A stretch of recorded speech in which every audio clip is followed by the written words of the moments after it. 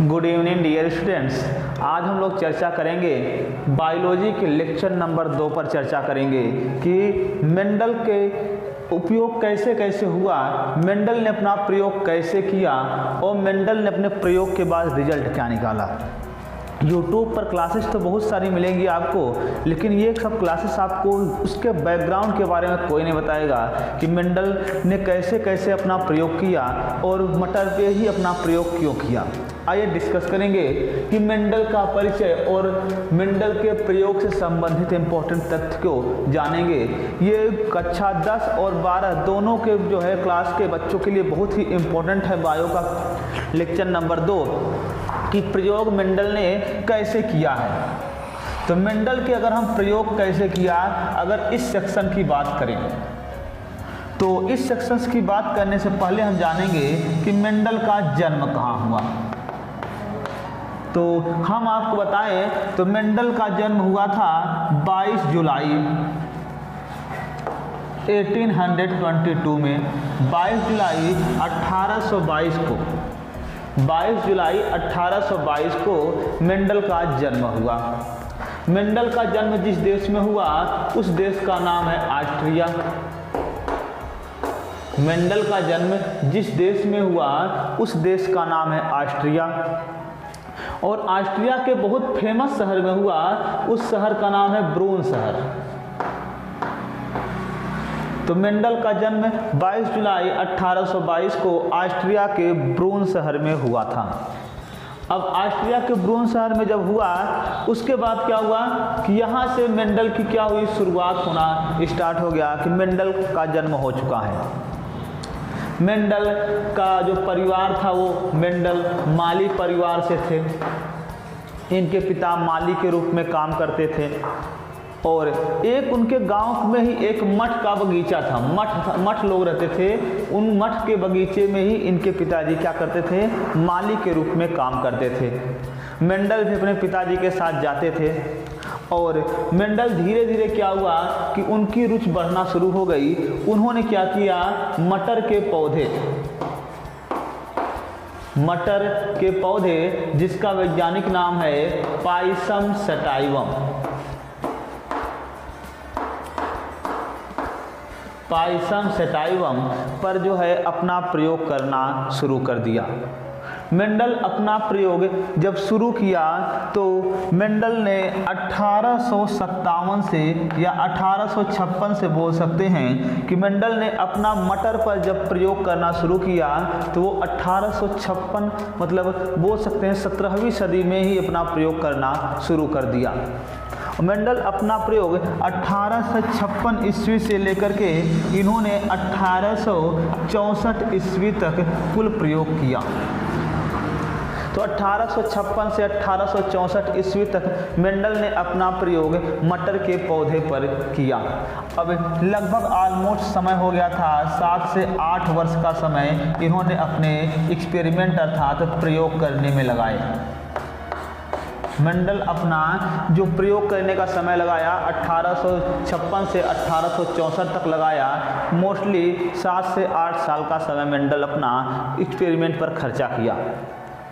जब उन्होंने एक्सपेरिमेंट किया उस समय मेंडल की जो है उतनी उपलब्धियां हासिल नहीं हो पाई, क्योंकि मेंडल जिस समय प्रयोग अपना एक्सपेरिमेंट कर रहे थे इस मटर के पौधे पर, उसी समय एक वैज्ञानिक और रिसर्च कर रहे थे। उनका नाम था डार्विन, चार्ल्स डार्विन। नाम सुने होंगे डार्विनवाद और लैमार्कवाद।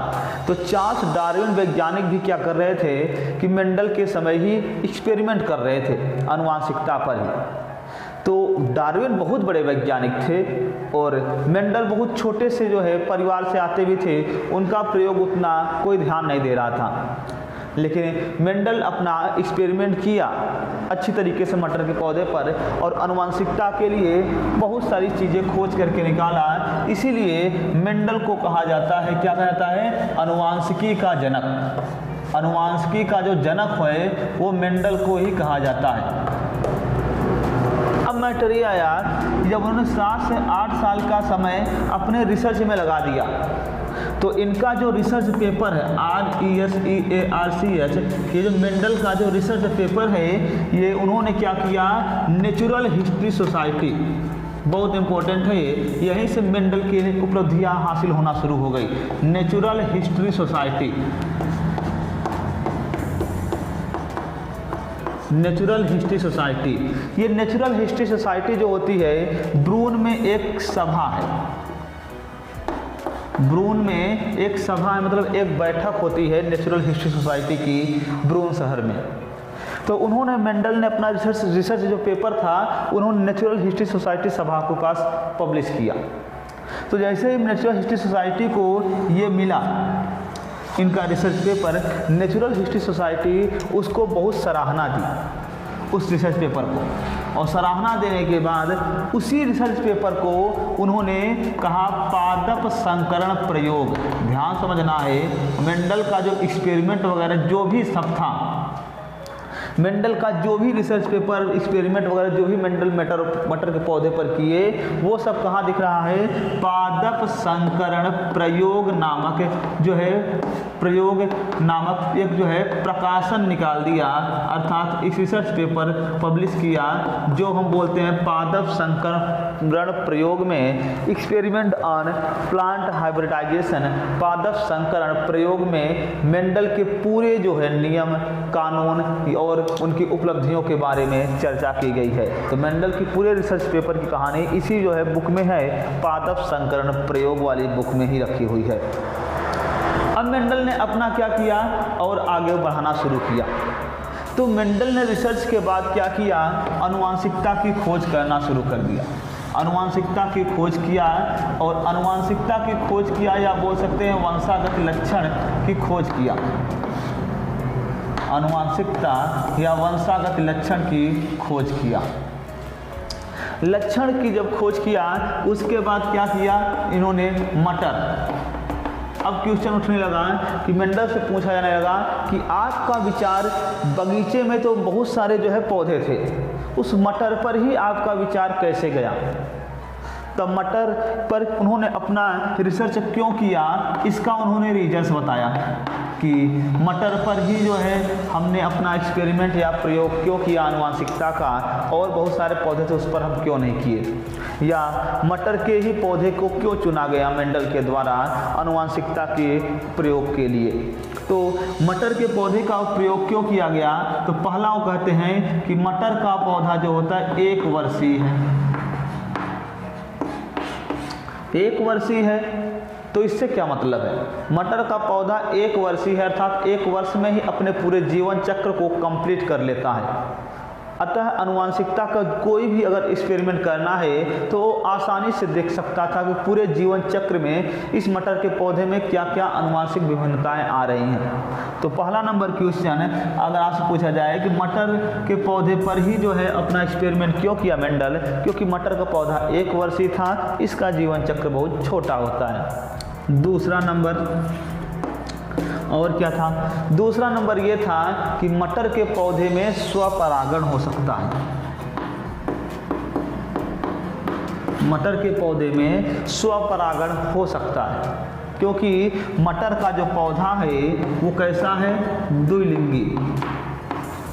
मटर के पौधे में द्विलिंगी पुष्प दिखते हैं। द्विलिंगी पुष्प मतलब क्या होता है, एक ही फूल में नर और मादा दोनों हैं। जैसे एक हम यहाँ पर अगर फूल बनाएं तो इस फूल में दिखेगा आपको कि नर और मादा दोनों दिखेंगे आपको। ऐसे ये हो गया मादा, और यहीं पर दिखेगा आपको क्या दिखेगा, नर हिस्सा दिखेगा।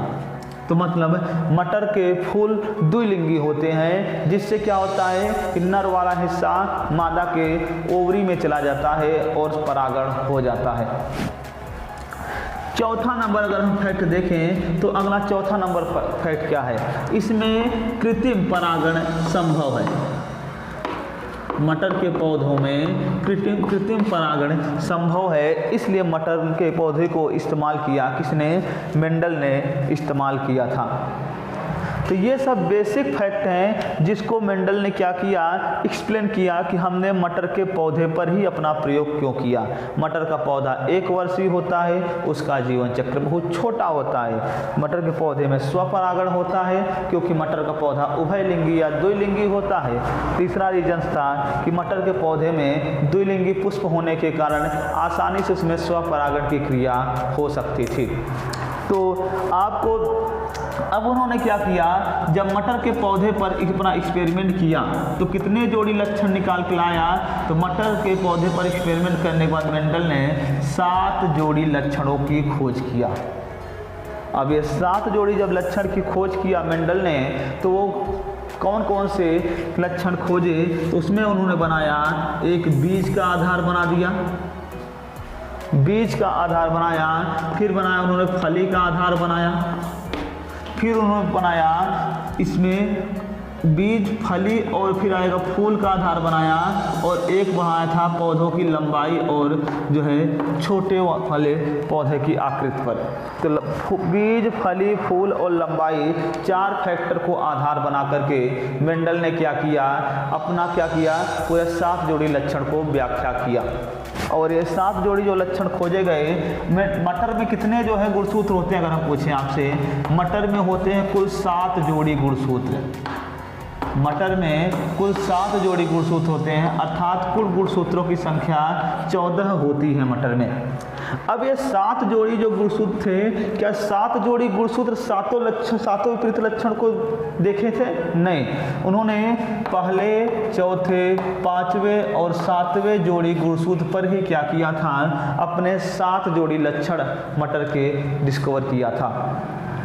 तो ये पूरी कहानी थी कि मेंडल का परिचय और मेंडल के प्रयोग से संबंधित महत्वपूर्ण तथ्य, मेंडल ने कैसे कैसे अपना प्रयोग किया।